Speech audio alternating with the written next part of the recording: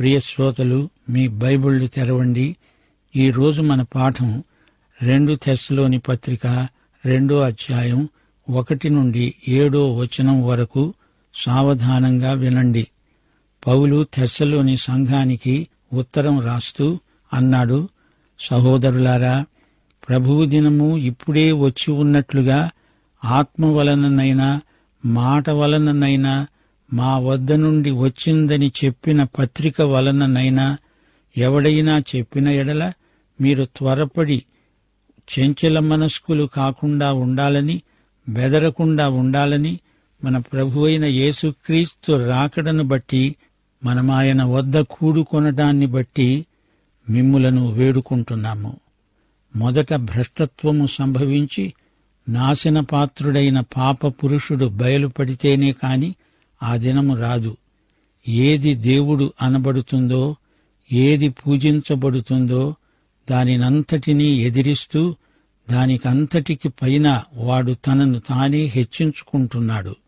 తానే దేవుణ్ణి అని తనను తాను కనబరుచుకుంటూ దేవుని ఆలయములో కూర్చుంటాడు గనుక ఏ విధముగానైనా ఎవడూ మిమ్మల్ని మోసపరచనివ్వకండి. నేనింకా మీ వద్ద ఉన్నప్పుడు ఈ సంగతులు మీతో చెప్పింది మీకు జ్ఞాపకం లేదా?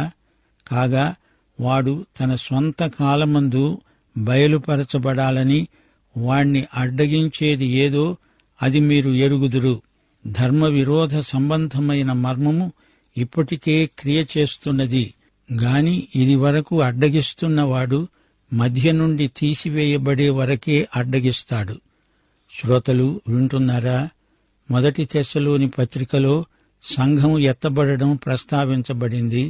ప్రభువు దినాన్ని కూడా అదే సందర్భంలో పౌలు ప్రస్తావించాడు. ప్రభువు దినము అంటే మహాశ్రమలకు ఆరంభం. యేసు ప్రభువు తన మహిమతో ఈ భూమి మీదికి వస్తాడు. అయితే ఈ 2వ పత్రికలో మహాశ్రమల వృత్తాంతం తేటగా చెప్పబడింది. సంఘం ఎత్తబడే సన్నివేశం కూడా మరోసారి చూపబడింది. మొదట సంఘం ఎత్తబడాలి. ప్రభువు రాకడ మనమంతా సమకూర్చబడే వేళ. ఆయన రాకడను బట్టి, ఆయన వద్దకు మనమంతా సమకూర్చబడడాన్ని బట్టి నేనిప్పుడీ మాట చెబుతున్నాను. ముందు సంఘం మధ్యాకాశానికి ఎత్తబడుతుంది. అది తీర్పు కాదు. సంఘానికి ఏ శిక్షావిధి లేదు. సంఘం ఎత్తబడిన తరువాత ప్రభువు దినం వస్తుంది. మీరేమీ కంగారు పడకండి, కలవరపడకండి, ఎవరేమి చెప్పినా నమ్మకండి. ప్రభువు దినం సంఘం ఎత్తబడిన తరువాత గాని రాదు. ప్రభువు దినం వచ్చినప్పుడు సంఘం ఇక్కడ ఉండదు. సంఘం ఎత్తబడడంతో కృపాయుగం ముగిసినట్లే. క్రీస్తు దినం అయిపోయింది. అప్పుడు ప్రభువు దినం, తీర్పు కాలం ఆరంభమవుతుంది. ప్రభువు దినం పాత నిబంధనలో కూడా పలుచోట్ల పేర్కొనబడింది. సంఘం ఎత్తబడడం పాత నిబంధన గ్రంథంలో ఎక్కడా ప్రస్తావించబడలేదు. ప్రభువు దినం రాత్రితో ఆరంభమవుతుంది. యోవేలు ప్రవక్త అది రాత్రి వేళ అంటున్నాడు. అయితే సంఘం ఎత్తబడడం రాత్రి వేళ కాదు. అది పగలు కాదు, చీకటి. అది తీర్పు కాలం, దేవుని ఉగ్రత కాలం. హీబ్రూ వారి కాలనిర్ణయం ప్రకారం రోజు రాత్రితో ఆరంభమవుతుంది. ఆదికాండం 1వ అధ్యాయం 5వ వచనం, అస్తమయము ఉదయము కలుగగా ఒక దినమైంది. మీ దగ్గరికి ఎవరెవరో వచ్చి ఏమేమో చెబుతుంటారు. ఏదో పత్రిక తెచ్చి మీకిచ్చి అది నేనే రాసిందని చెబుతారు. ఫోర్జరీ పత్రికలను నమ్మకండి. ప్రభువు దినము వచ్చేసిందని చెప్పి మిమ్ములను మభ్యపెట్టాలని చూస్తారు. మోసపోకండి. ప్రభువు దగ్గర నుంచి మాకు నేరుగా దర్శనం వచ్చింది అని చెప్పి మిమ్ములను బుకాయిస్తారు. కాని వాక్యంలో ఏముందో వారికి తెలియదు. వాక్యాన్ని శ్రద్ధగా అధ్యయనం చేసిన వారు కాదు. కళ అంటారు, దర్శనమంటారు, ప్రత్యక్షమంటారు. మిమ్ములను కలవరపెట్టాలని చూస్తారు.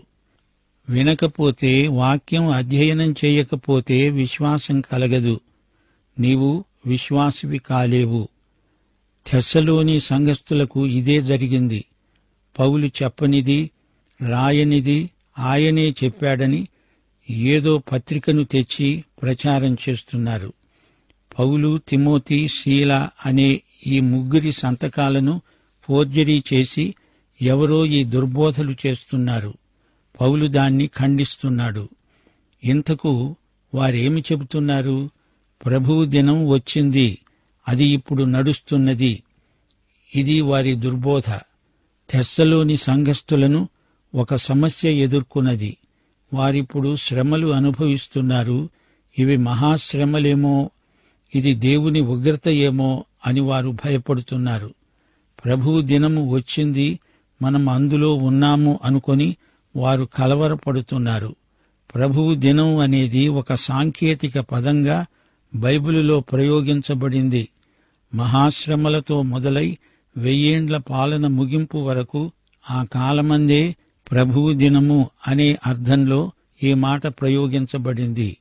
ప్రభువు దినం తీర్పుతో ప్రారంభమవుతుంది. యోవేలు గ్రంథము 2వ అధ్యాయంలో ఇది తేటగా చెప్పబడింది. పేతురు తన పెంతెకోస్తు ప్రసంగంలో యోవేలు ప్రవచనాన్ని ఉటంకించాడు. ఆ ప్రసంగం విన్నవారికి ఏమి అర్థమైంది? దేవుని ఆత్మ సర్వశరీరుల మీద కృమ్మరించబడే రోజు వస్తుంది, ప్రభువు దినం వస్తుంది అని వారు గ్రహించారు. అపొస్తలుల కార్యములు 2వ అధ్యాయం 20వ వచనంలో పేతురన్నాడు, ప్రభువు ప్రత్యక్షమయ్యే ఆ మహాదినము రాకమునుపు సూర్యుడు చీకటిగా, చంద్రుడు రక్తముగా మారతారు. పెంతెకోస్తునాడు ఇది జరిగిందా అంటే జరగలేదు. క్రీస్తు సిలువ వేయబడినప్పుడు భూకంపం వచ్చింది, చీకటి కమ్మింది. అంతేకాని యోవేలు ప్రవచనంలో చెప్పబడినవన్నీ జరగలేదు. బలమైన గాలి వీచినట్లు అనిపించింది. అగ్నిజ్వాల నాలుకలు కనిపించాయి. ఆ నాలుకలు అక్కడ ఉన్న వారందరి మీదికి వచ్చాయి. అది గాలి వంటి ధ్వని. అందరూ ఏమి జరిగిందో చూడడానికి దేవాలయ ప్రాంగణానికి వచ్చారు. యోహాను ప్రవచనంలాగే ఉంది.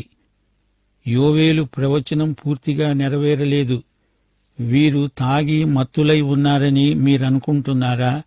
అలా కాదు, వారు పరిశుద్ధాత్మతో నింపబడి ఉన్నారు. యోవేలు ప్రవచనం విన్న యూదులు ఏమనుకున్నారు? ఒక రోజు రాబోతోంది, ఆ దినాన దేవుడు సర్వశరీరుల మీద తన ఆత్మను కృమ్మరిస్తాడు. అయితే పెంతెకోస్తునాడు అలా జరగలేదు. సర్వశరీరుల మీద ఆత్మ కుమ్మరించబడలేదు. ప్రభువు దినము ఇంకా రాలేదు, వస్తుంది. పేతురు తన పత్రికలో ఇదే ప్రస్తావన తెచ్చాడు. ప్రభువు దినము రాత్రివేళ దొంగవలె వస్తుంది. సంఘం కోసం ఆయన దొంగలాగా రాడు. సంఘం మేలుకొని ఉండాలి. ఆయన కోసం కనిపెట్టి చూడాలి. నిద్రామత్తులైన లోకస్తులకు ఆయన రాత్రివేళ దొంగలాగా వస్తాడు. 2 పేతురు 3వ అధ్యాయం 10వ వచనం, ప్రభువు దినము దొంగ వచ్చినట్లు వస్తుంది. ఆ దినమున ఆకాశములు మహాధ్వనితో గతించిపోతాయి. పంచభూతములు మిక్కుటమైన వేండ్రముతో లయమైపోతాయి. భూమి దాని మీద ఉన్న కృత్యములు కాలిపోతాయి. ఇదంతా పెంతెకోస్తునాడు జరిగిందా? జరగలేదు. ప్రభువు దినము సంఘానికి సంబంధించింది కాదు. ప్రకటన గ్రంథం 6వ అధ్యాయం 17వ వచనం, సింహాసనాసీనుడై ఉన్న వాని యొక్క గొర్రెపిల్ల యొక్క ఉగ్రత మహాదినము వచ్చింది, దానికి తాళజాలిన వాడెవడు? ఇది సంఘమును గురించిన మాట కాదు. సంఘం యేసు ప్రభువు కోసం కనిపెట్టుకొని ఉంది. సంఘం యేసు కోసమే ఉంది. ఆయనకే చెంది ఉంది. సంఘం ఆయనతో వ్యక్తిగతంగా సంయుక్తమై ఉంది. పౌలంటున్నాడు, ఏ విధముగానైనా ఎవడు మిమ్మును మోసపరచనివ్వకండి. మోసగాండ్లున్నారు, జాగ్రత్త. పౌలు చెబుతున్నది వినండి. నేను మీతో ఇంతకు ముందు చెప్పిన సంగతులు మరచిపోకండి. ఆ దినం ఇప్పుడే రాదు. ఆ దినము అంటే ప్రభువు దినం. సంఘం ఎత్తబడే దినం కాదిది. ప్రభువు దినము రాకముందు నెరవేరాల్సిన 2 షరతులున్నాయి. మొదట భ్రష్టత్వము సంభవిస్తుంది. 2 నాశనపుత్రుడైన వాడు, పాప పురుషుడు బయలుపడాలి. ప్రభువు దినం మొదలు కాకముందు ఈ 2 జరగాలి. ఇంతవరకు ఈ రెండిటిలో ఏ ఒక్కటి జరిగి ఉండలేదు. గమనించాలి. మొదట భ్రష్టత్వము సంభవించాలి. తప్పుడు సిద్ధాంతాలు, విమత బోధలు చెలరేగుతాయి. సత్యము నుండి తొలగిపోవటమని అర్థం. ప్రభువు దినారంభానికి ముందు సంస్థాగతమైన సంఘం విశ్వాసము నుండి తొలగిపోతుంది. ఇదే విమత ధోరణి అంటే. నిజమైన సంఘం ఎత్తబడే వరకు ఇది జరగదు.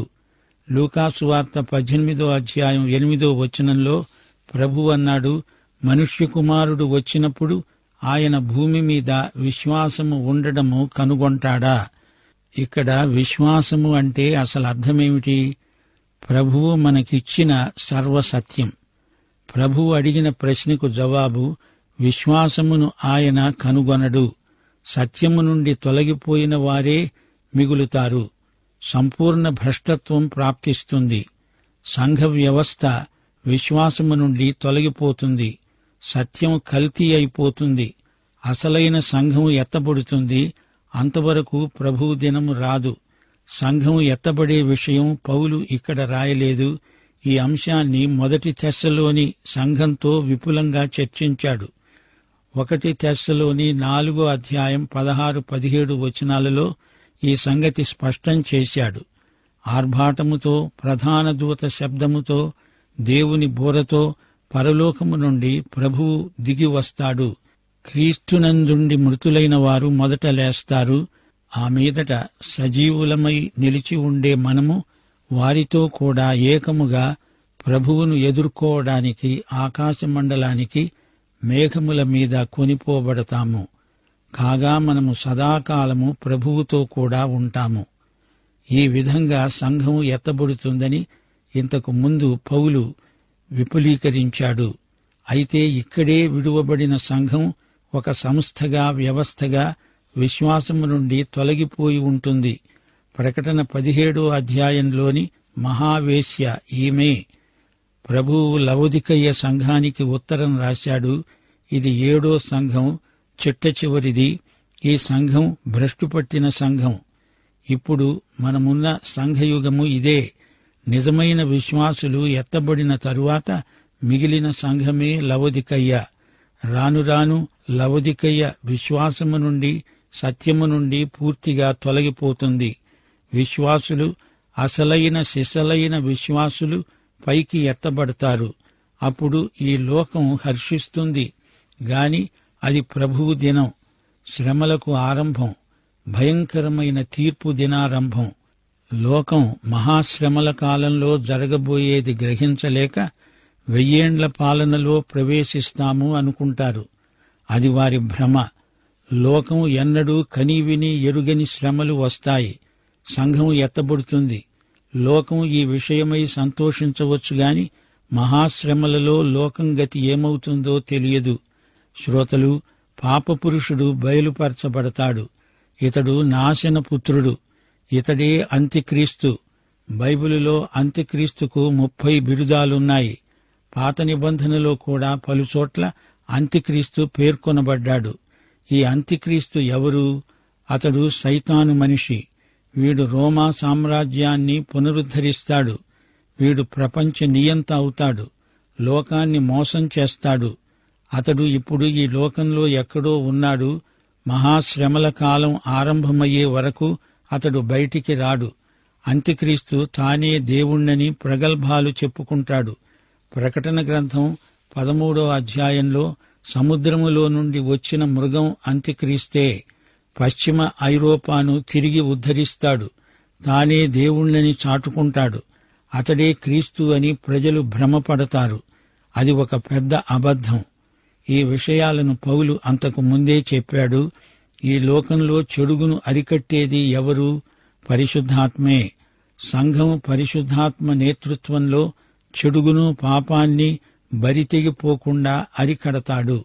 పరిశుద్ధాత్మ చేసే పని ఏ ప్రభుత్వము చేయలేదు. ధర్మవిరోధ సంబంధమైన మర్మము ఇప్పుడు పనిచేస్తున్నది. ఇంతవరకు అడ్డగిస్తున్నవాడు తీసివేయబడే వరకే అడ్డగిస్తాడు. పౌలు కాలం నాటికే ధర్మవిరోధ మర్మం పనిచేయడం మొదలుపెట్టింది. అది ఇప్పటి వరకు పనిచేస్తూనే ఉన్నది. మత్తయి సువార్త 13వ అధ్యాయంలో ప్రభువు దీన్ని గురించే ఒక ఉపమానం చెప్పాడు. అందులో ఈ లోక పరిస్థితిని ప్రభువు వివరించాడు. ఇవి పరలోక మర్మాలు. లోకం, సంఘం, వీటి పరిణామాలు ఎలా ఉంటాయో ప్రభువు ఉపమానాల్లో బోధించాడు. లోకమే పొలం, దేవుని వాక్యపు విత్తనాలు చల్లుతున్నాము. మనము చల్లేది గోధుమ విత్తనాలు. కాని సైతాను దొంగచాటుగా వచ్చి గురుగులు విత్తుతున్నాడు. గోధుమలు, గురుగులు కలిసి పెరుగుతున్నాయి. దేవుని వాక్యము ఒక చెంప, ధర్మ విరోధం మరొక చెంప పనిచేస్తున్నాయి. లోకం రాను రాను చెడిపోతున్నది. అయితే దేవుని వాక్యం మంచి ఫలితాలనిస్తున్నది. విశ్వవ్యాప్తంగా దేవుని వాక్యం ప్రకటించబడుతున్నది. తలుపులు తెరిచి ఉన్నాయి. వాక్యం ప్రబలమవుతున్నది. గోధుమలు పెరుగుతున్నాయి, గురుగులు కూడా పెరుగుతున్నాయి. ధర్మవిరోధమైన క్రియలు పెచ్చరిల్లిపోతున్నాయి. అయితే పరిశుద్ధాత్మ సైతానును విచ్చలవిడిగా వదిలిపెట్టడు. అయితే పరిశుద్ధాత్మ సంఘంతో పాటు ఎత్తబడినప్పుడు ధర్మవిరోధి చెలరేగుతాడు.